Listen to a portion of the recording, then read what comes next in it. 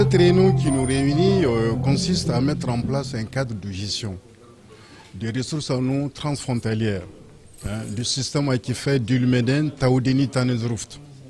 Ces ressources en eau transfrontalières sont partagées par 7 pays, à savoir l'Algérie, le Bénin, le Burkina Faso, le Mali, la Mauritanie, le Niger et le Nigeria. Quand on dit eau souterraine, c'est quelque chose qui est invisible. Comment rendre visible l'invisible? Alors, il y a déjà une première initiative en 2010, ici même à Bamako, où on a organisé donc, la réunion des ministres.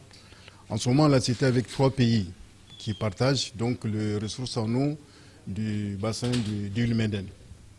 Mais comme c'est un bassin qui s'étend aussi sur le Taoudeni, les pays qui restent ont aussi exprimé leur volonté de pouvoir donc se joindre à nous pour qu'on ait une vision globale donc, de cette ressource en eau souterraine et aller vers un cadre de gestion. C'est un mécanisme qui concerne la gestion des eaux souterraines. Donc nous devrons nous concerter. Vous savez, toutes les ressources ne sont pas illimitées, donc elles sont finies à long terme. Et nous sommes inspirés des expériences d'ailleurs, telles que le système aquifère du Sahara septentrional, qui regroupe l'Algérie, la Tunisie et la Libye. Nous avons vu les désastres qu'il y a eu lieu dans une gestion non concertée. Alors nous sommes apaisantis sur ça pour pouvoir bâtir ce que nous avons en commun, de faire une exploitation tout à fait rationnelle, une exploitation durable, en tenant compte des différents enjeux qu'il y a là-dessus. Vous savez, ces systèmes aquifères que nous avons, que ce soit l'Ulmeden ou ITAS, ils sont interconnectés.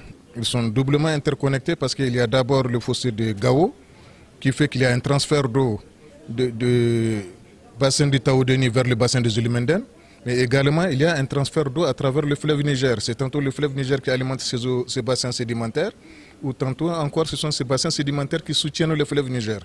Et donc nous avons à la fois en commun des eaux de surface et des eaux souterraines. Donc nous avons un destin lié. Le processus avait continué jusqu'à 2014 pour l'élaboration du mécanisme de concertation sur ce système aquifère. Et en 2014, lors du deuxième conseil des ministres chargés de l'eau de 7 pays, qui s'est tenu en mars donc à Abuja au Nigeria, le protocole d'accord sur le mécanisme de concertation avait été signé par certains pays et une déclaration aussi avait été signée par le Conseil des ministres.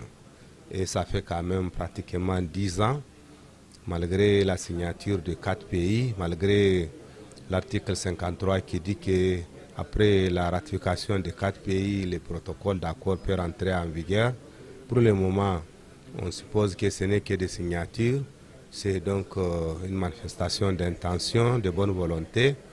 Mais le processus maintenant qu'il faut lancer, c'est la ratification par les États afin que ça entre en vigueur.